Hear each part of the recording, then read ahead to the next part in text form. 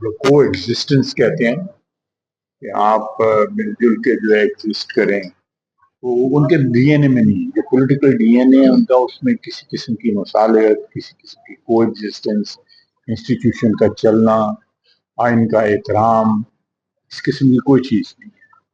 وہ ایک اکیلا آدمی جو ہے اس کی اس قیادت میں اس کی مرضی چاہے غلط ہو صحیح ہو وہ چلتی ہے. آپ دیکھیں ہمارے دوسری پارٹیوں میں ایک اجتماعی قیادت ہے. ٹھیک ہے لیڈر موجود ہیں لیکن اجتماعی جو ہے نا قیادت جو ہے اس کو فروغ دیا گیا ہے، جو جمہوریت کی روح ہے. وہاں پہ آمریت جو ہے پارٹی کے اندر بھی ہے اور آمریت پارٹی کے باہر بھی ہے. اور ماضی میں اگر آپ 60-70 سال کی تاریخ میں دیکھیں، پارٹیاں جو ہے ان کی قیادت جو ہے دنیا سے چلی گئی، ان کی قیادت جو ہے ان کو شہید کیا گیا. پارٹی کی آپ کے سامنے بے نظیر چلی گئی، وہ شہید ہو گئی. پارٹیاں تو زندہ ہے نا. ان پارٹیوں کے اندر جو ہے وہ ایک متبادل قیادت بھی، چاہے وہ اجتماعی ہو یا انفرادی ہو، زندہ رہتی ہے. سر آج یہ وہ بڑے کانفیڈنٹ ہیں. مسلم لیگ بھی جو ہے وہ بھی جو ہے وہ بھی ایک یہ ٹرانزیشن میں جنیجو صاحب رہے، شریف صاحب آئے، شریف صاحب. سر یہ سپریم کورٹ کا جو فیصلہ ہے اس کے بعد کوئی اس کا میجر افیکٹ جو ہے نا نہیں ہوگا. تو میرا نہیں خیال کہ تھوڑا بہت ضرور اثر انداز ہونے کی کوشش کی ہے اس فیصلے کے ذریعے جو ہے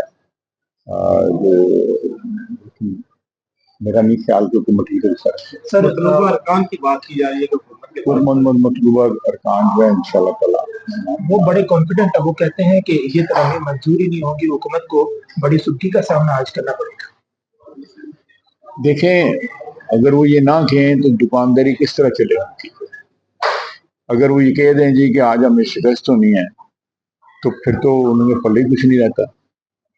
جو دکانداری جس نے سودا بیچنا ہوتا ہے وہ تو کہتا ہے آخری دم تک جی کہ میرا سودا بہترین ہے اور آج بکے گا. وہ ساتھ میں سر یہ بھی کہہ رہے ہیں کہ یہ تو صرف بہانہ ہے ترامیم، اصل میں تو یہ قاضی فائز عیسیٰ کو ایکسٹینشن دینا چاہ رہے ہیں.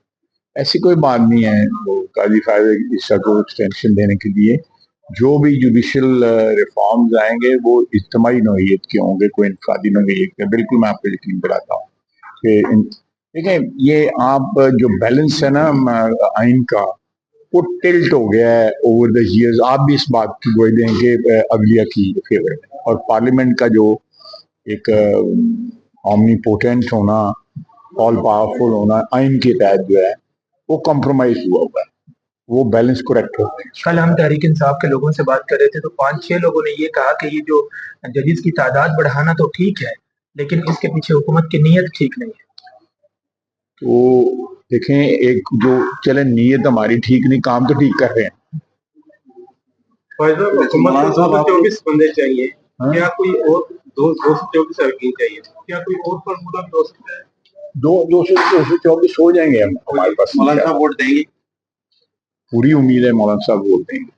کھانے کس کا مطلب کھانا آپ لوگوں کا جس جو ٹیسٹی نہیں کھانا جو ہے ہمیشہ میں تو بڑی دفعہ کھایا ہوں ان کے کھانا جو ہے مولانا صاحب کھانا کس نے بنایا؟